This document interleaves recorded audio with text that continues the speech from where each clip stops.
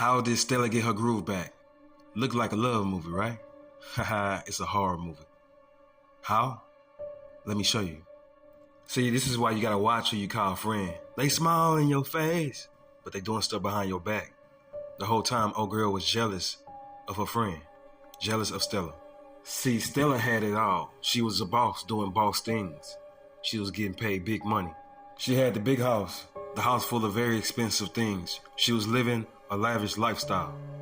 But this whole time, she thinking her best friend is happy for her.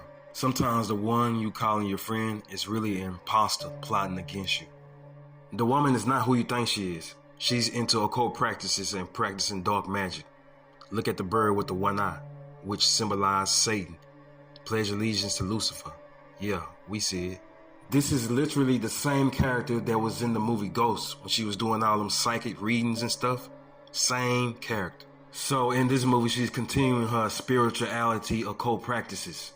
Like what you see them doing right now. These are not just stretches. These are sun salutations. These are old ancient occult practices that they did in the sun to worship their sun god, which goes back to Lucifer. Same stuff. Anyway, according to my theory, not according to the story and how they wrote it, but according to my theory and how I see it, I see this as Stella is targeted by her best friend because she's jealous of her and she's trying to knock her off her feet. So she sets her up by sending her an invitation to go to Jamaica. You know how she decided to go to Jamaica, bro? From a TV commercial. You mean to tell me, out of all the time she been in this house, out of all the commercials that's coming on, you ain't never seen a commercial of Jamaica. And all of a sudden you see this commercial. You want to jump up and just go to Jamaica? Look at her, bro. This commercial is literally gripping her soul right now. Then all of a sudden she's seeing visions of herself feeding herself strawberries in this commercial in Jamaica. This is not normal. Some type of spiritual wickedness is going on, bro. And it's attaching her to this commercial. Bro, her friend is doing this. Remember, her friend practiced that spiritual wickedness stuff. And here she is looking in the mirror.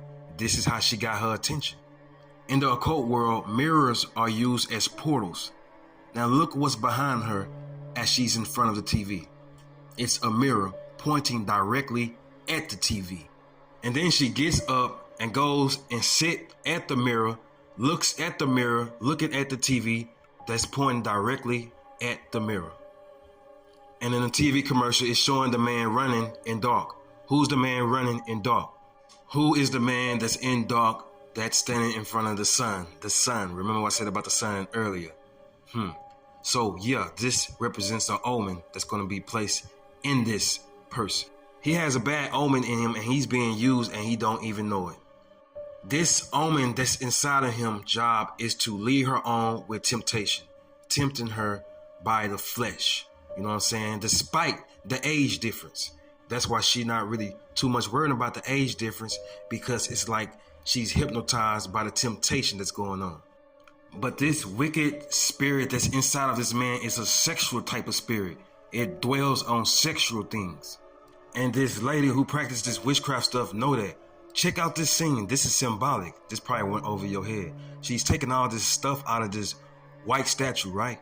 And she put it in the area of the black statue. Look at the color of the statue thing. It's black, pitch black, which is supposed to represent the omen that she put inside the man. That whole thing was a ritual. She was doing a ritual with that. That's why when the old school dude jumped in front of her and started dancing, she had this nasty look on her face, bro, like she was disgusted. But this is your age frame. But she not disgusted that she with a 20-year-old and she 40. See, she can't even see it because she blinded by the temptation. But like I said, the omen that she placed inside this man is a sexual spirit. So it only works during sex. That's why throughout the whole movie, she's trying to push her friend to have sex with him. But remember what I said, she's also into the spirituality wickedness stuff. But guess what? When she finally had sex with him, she felt that spirit that was in him. And she knew that her so-called best friend was setting her up. Look at the look on her face. Come on, bro, who looks like this while having sex?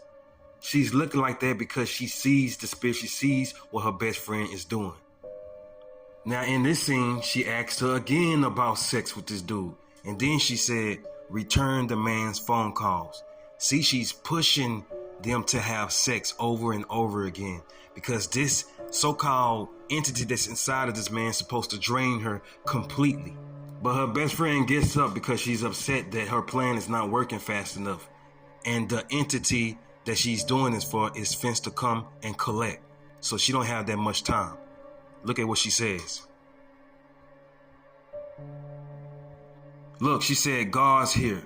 She ain't talking about the God of the Bible. She's talking about an entity that's coming to take her soul.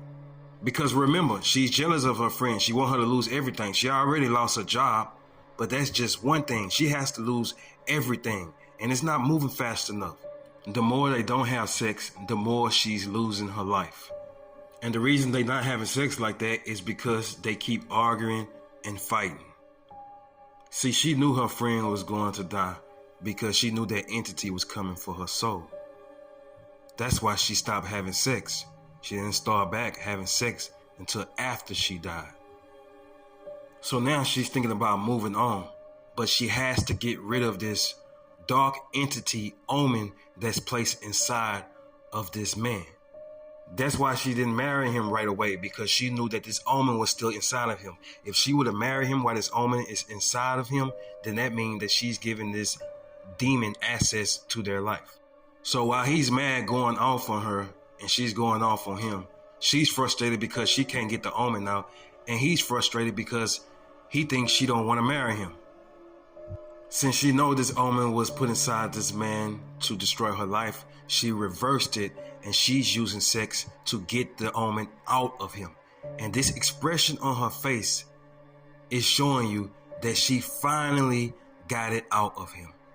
Watching it as entertainment, you're probably looking at them and their facial expressions as, damn, that was good.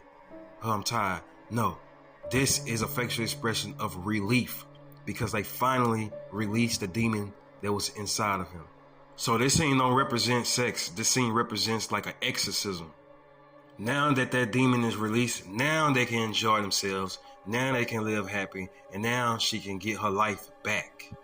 And that is how Stellar really got her groove back.